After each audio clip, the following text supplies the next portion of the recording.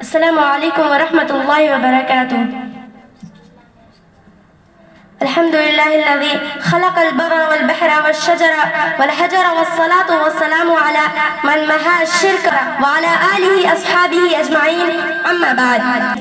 کہیں گرمی کہیں سردی کہیں بارش کہیں طوفان، کہیں گرمی کہیں سردی کہیں بارش کہیں طوفان، خدا ہی کا کرشمہ ہے اسی کی حکمرانی ہے، وہی کرتا ہے دل روشن وہی پھر رات لاتا ہے، وہی کرتا ہے دل روشن وہی پھر رات لاتا ہے، حکومت اس کی چوطرفہ زمینی آسمانی ہے، وہی خالق وہی مالک وہی اول وہی آخر، وہی خالق وہی مالک وہی اول وہی آخر، کہ وہ ذات لا ثانی کوئی اس کا نہ ثانی ہے.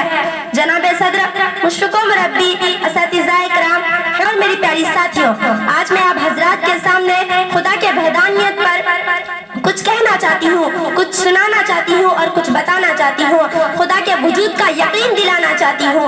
ہاں میں آپ کو خدا کے سامنے رلانا چاہتی ہوں اور جھکانا چاہتی ہوں. اللہ تعالیٰ نے انسان کو بے شمار خصوصیات سے نوازا، انہی میں سے ایک خصوصیت اشیاء کا ادراک ہے کہ کبھی تو وہ چیزوں کو دیکھ کر پہچانتا اور کبھی بغیر دیکھے پہچان لیتا ہے. جیسے ہوا کو بغیر دیکھے پہچان لیتا ہے، سردی اور گرمی کو بغیر دیکھے پہچان لیتا ہے، خوشبو اور بدبو کو بغیر دیکھے پہچان لیتا ہے، مگر جب بات آتی ہے خدا کے وجود کی تو بغیر دیکھے ماننے سے انکار کر دیتا ہے. حیرت ہے انسان کی نادانی پر کہ مخلوقات کو دیکھنے کے باوجود خالق کا انکار کرتا ہے.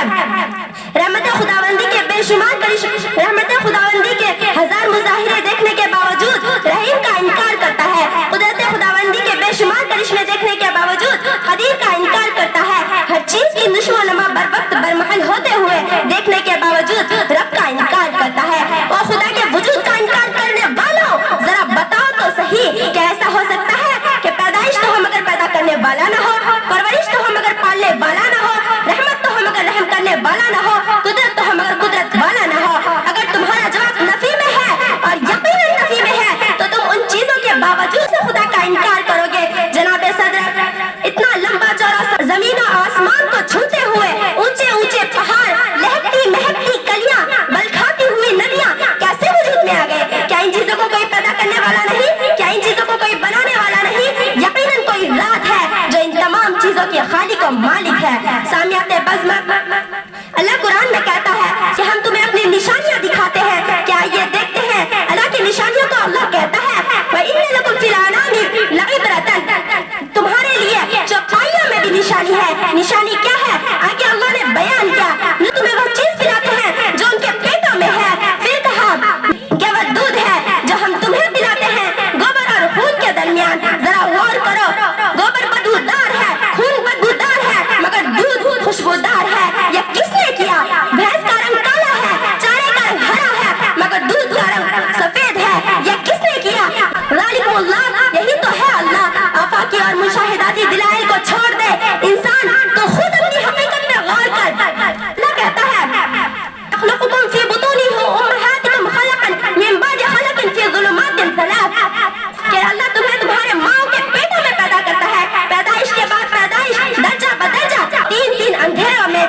ذرا غور کرو، تین اندھیرے جہاں کوئی بلب نہیں، کوئی کوکما نہیں، کوئی ٹیوب لائٹ نہیں، پیدر پہ تین اندھیرے. عقل کہتی ہے یہ کام بہت نازک ہے، روشنی کا انتظام ہونا چاہیے، بلب ہونا چاہیے. ان تین تاریخوں میں بچہ کو بنایا گیا، دل بنایا، دماغ بنایا، دل بنایا، دماغ بنایا، آنکھوں کو بنایا، ہاتھ پاؤں بنایا، زبان بنایا.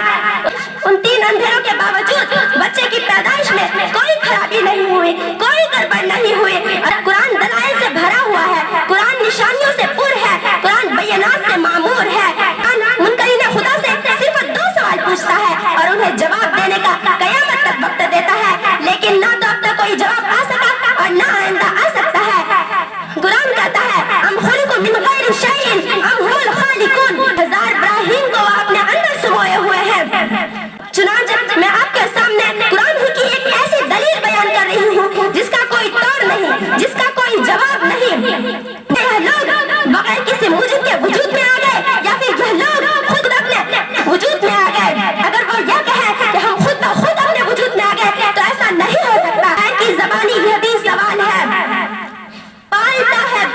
کو مٹی کی تاریخوں میں کون پالتا ہے بیج کو مٹی کی تاریخوں میں کون دریاؤں کی موجوں سے اٹھاتا ہے سحاب کون لایا کھینچ کر پشچم سے باد سازگار خاک یہ کس کی ہے کس کا ہے یہ نور آفتاب باری تعالیٰ سے یہ دعا ہے کہ ہمیں اپنے ذات کا یقین نصیب فرمائے آمین وآخر الدعوان الحمدللہ رب العالمین السلام علیکم ورحمۃ اللہ وبرکاتہ